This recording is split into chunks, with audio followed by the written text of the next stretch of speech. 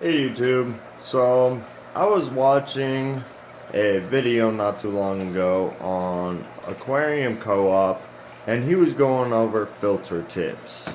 Uh, he had some really good ideas, things I've thought about doing. I just haven't yet implemented them into mine. He said he was showing multiple different types of filters, but one of the filters he had is actually the same as what I have here. It's the Penguin 350. It's supposed to have bio wheels and whatnot, but I don't have the bio wheels because it's a lot of money, and like he said, they're not that great. So with mine, I have both of the filters set up completely different. What I've got in this one over here, which I still need to replace the impeller. It's loud and it makes a lot of noise, but that's beside the point. So what I did here is I've got the normal pad with a little bit of carbon in, and behind that I just jammed these big sponges in there.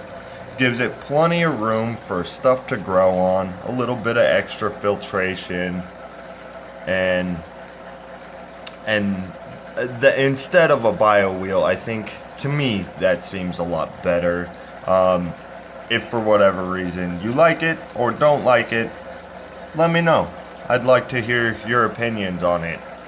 But on this other one, this is pretty much the reason the water stays clear. So what I did with this was I put two of these filters in, but in between them I shoved in this, it's just a bag of carbon. So this filter is more or less just for clearing the water up, making sure the water stays really nice and clear, because the big log I've got in there is still releasing tannins, and before I did this, the water was always kind of dingy and yellow. But this extra carbon has really seemed to help that quite a bit. Unfortunately, with this one, it doesn't really grow much bacteria, except for whatever might grow on these little filters here.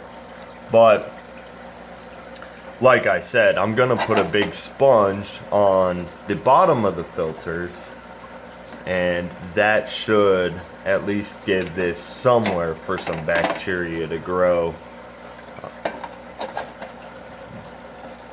And one of these days, my plan is to build a large, well, not large, but maybe a 10 or 15 gallon sump to put under this tank, and then that would get rid of both of these hang on back filters and provide enough filtration and places to grow all the beneficial bacteria I need.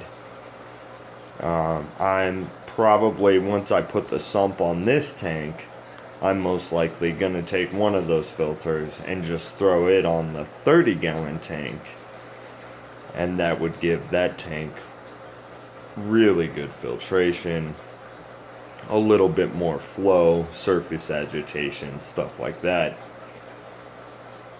But I just thought I'd make a video on how my filters were set up, because I saw his video and he has some really good points, and he kind of was saying to do some of what I've already done. He did say just put a big filter, take the little strainer off the bottom, put a big sponge on the bottom of that. So I'm probably gonna do that within the next week or so and see what I can come up with for that. But I'll definitely make an update video once I do that. Overall though, this tank looks pretty good. I've noticed that I keep getting dog hair stuck in this log. Little pieces of dog hair, and there's a reflection of the bucket. But every now and then I have to reach in there because my girlfriend's hair gets somehow in the tank, and then it's in the log.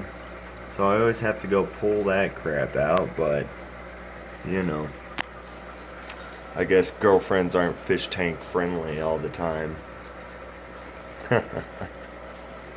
But yeah, let me know what you think. If you have any questions, comments, or suggestions, I'd love to hear them.